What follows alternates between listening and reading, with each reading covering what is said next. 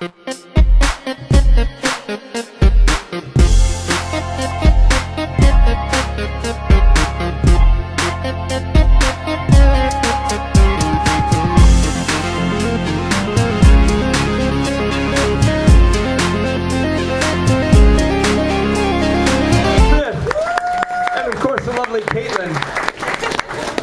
Jake, how do you actually do that trick? I gotta learn that. That's pretty good.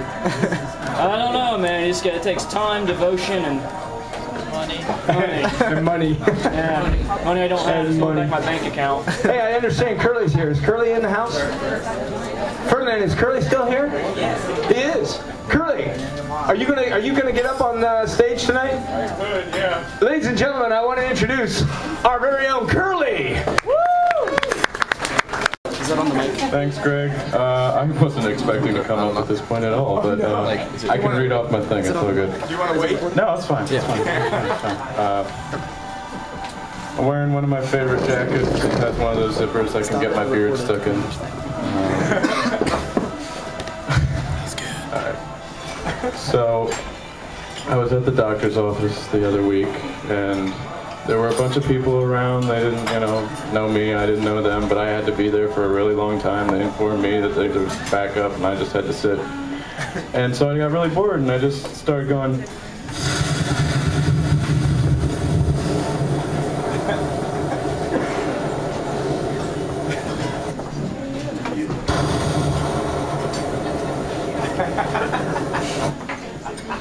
And a little kid came up to me and he's like, Mister, what are you doing? And I was like, I'm leaking, that's why I'm here. You need to go to the doctor for that stuff. Sometimes out in public, I like to diffuse situations that can otherwise be awkward. Sometimes I wear goggles out in public, just big old aviator goggles, looking like I'm some guy from World War I trying to fly his plane against the Germans. And I'll just wear those goggles out in public, and I'll walk into the men's restroom or something, and the urinal situation will occur. You all know the urinal situation. Even if you're a woman, you've had to hear about the urinal situation for quite some time now. It's been a comedy trope for 20,000 years, I don't know. The urinal situation is where you're in a urinal, there's tons of other available urinals, and someone else comes up and sits in the urinal, or not sits, but that'd be weird if they said. Comes up to the urinal next to you and just stands there, and you're just like, dude, there's 20 other urinals in this place. Why do you have to stand in the next one? And so if I'm wearing goggles, though, I can look at him like a crazy person and just go, just in case I miss! And then he will leave and never be able to pee in public again, and I'll just smile smugly to myself, satisfied in crushing another human being's ability to use a restroom in public. The news is getting more and more ridiculous and depressing at the same time. I really don't know how CNN, Fox, and NBC are doing it, but they have managed to reach a point where I don't take them seriously at all, but at the same time, they crush my soul with every fiber of their being and every piece of their programming. It's just all these, stories, these fluff pieces, they call them, just news about nothing that nobody cares about. Some research center did this, accomplished that. One of them, they'll just say things like, people who have sex more live longer. And I'll just be like, thanks! Okay, yeah, I needed another reason. Okay, great. Why not? Just pile it on, news. People they'll like call out my specific soda. They'll be like, if you drink Blue Mountain Dew, you'll die in 10 years. And I'll just be like, why? Why do you need to tell me that? Can't you just let me live in ignorance and bliss? But I have found a way to make it easier to keep on going, and not, get depressed by this big dark universe we live in and, off myself or anything like that. And I just keep coming up with trivial reasons not to kill myself, like, well, if I die, then who's gonna take care of the cat? I mean, like, if I die, like, who's gonna post that comment on YouTube if I die? Like, I can't waste this potential here. Who's gonna change the oil on my car? No one. That thing's going to the scrap heap as soon as I've cut it.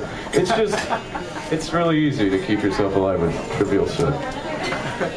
Sorry, I muttered a curse word, Greg. Is that okay? it wasn't that clear. Like it was like okay. I say duck a lot. I don't know. Oh, okay. Does anyone else find it really confusing that poor people are fat?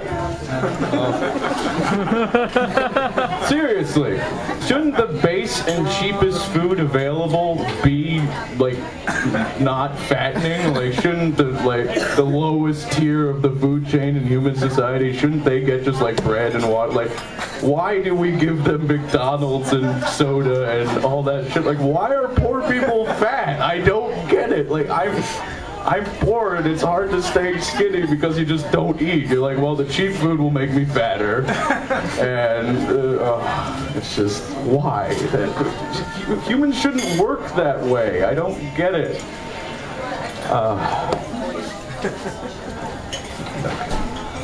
Let me find another one on my piece of paper. I was seriously doing my little mnemonic device backstage, like, oh, that's the leaking joke. There's the poor people fat joke. And I was like halfway through doing all these ridiculous mnemonic tags, and Greg's like, Carly, where are you?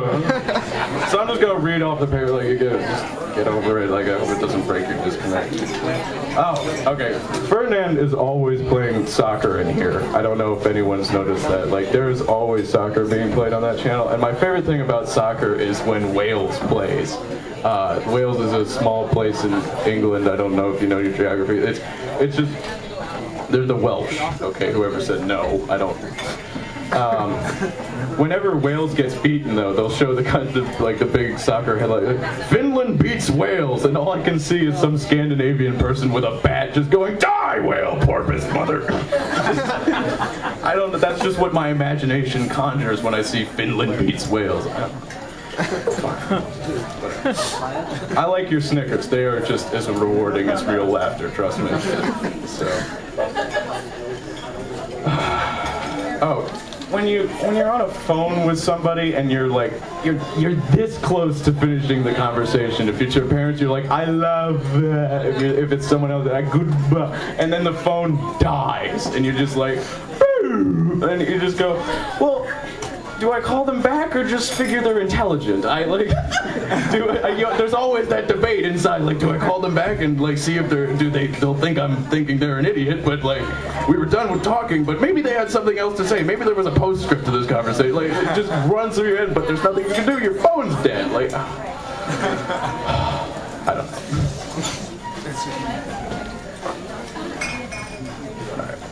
know.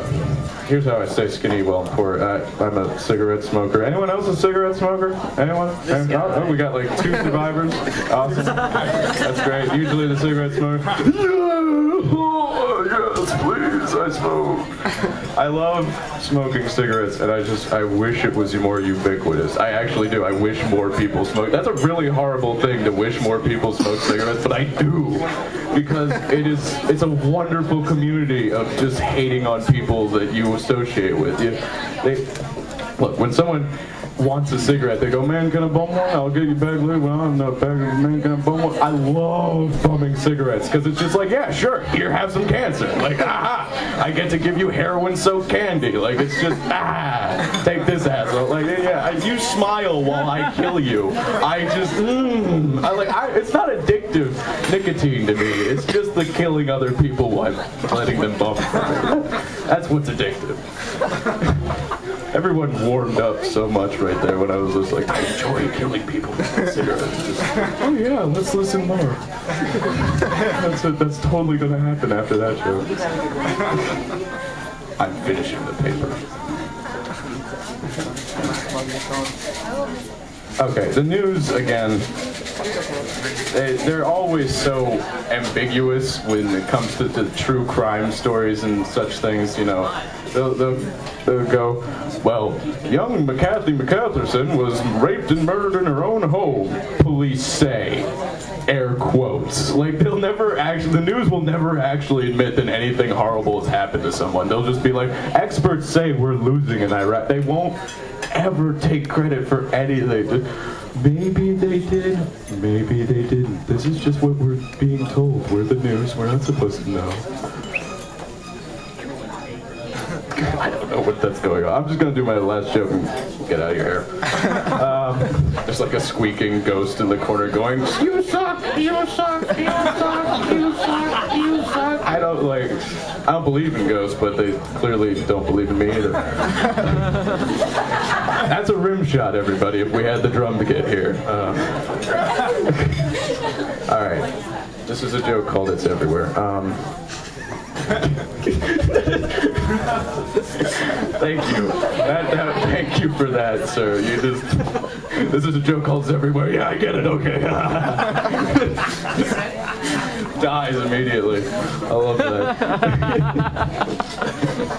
And wait till you see where it goes, too. You're not even... Oh, I don't know if you're ready for that.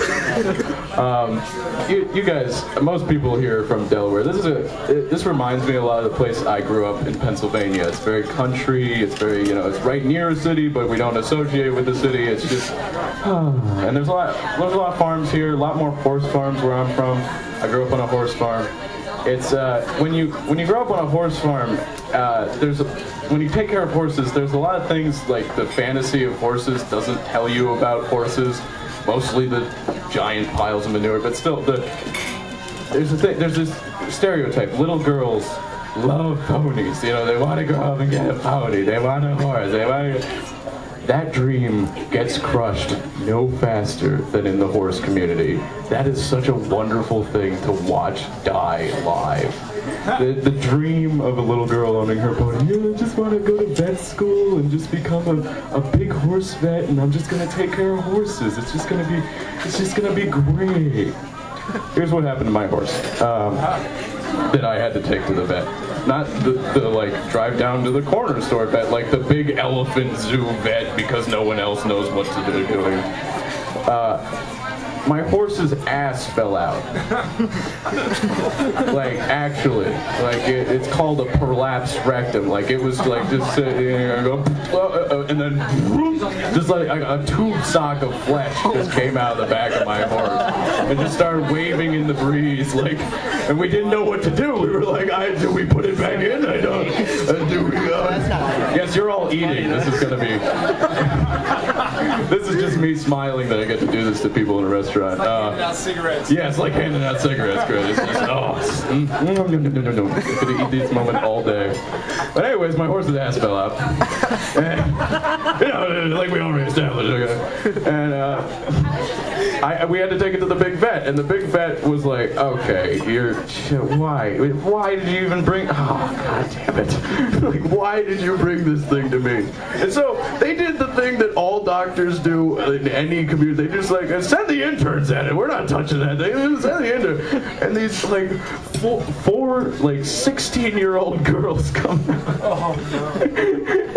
They were tasked with putting my horse's ass back into itself. I just saw the little girl inside. I just had a flashback of their memories when they were little kids. Oh, mommy, I can't wait to just go up and be. And it kept flashing in my mind back and forth. Oh, mommy, I just want to get a horse and take care of the. Oh God, it's in my. Oh Jesus, I have to wear a glove the size of a giant's condom. I just have to lift this pink fleshy mass and just put it back from whence it came. Oh God! And it was three of them lifting it up and just pushing it into the poor horse. And one person had the best job of all. She had to be there standing on the side with the bag for all the just leftover stuff that just got caught up in this mess, just falling out of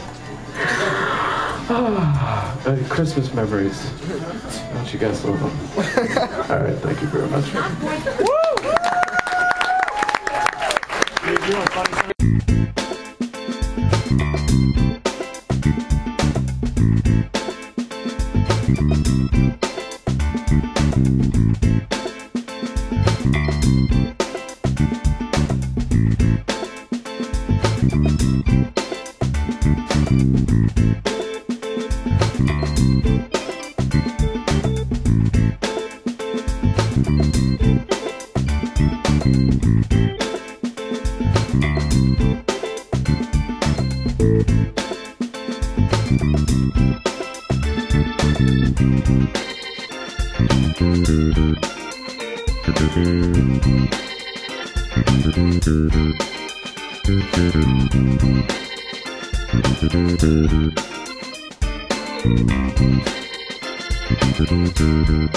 Thank you.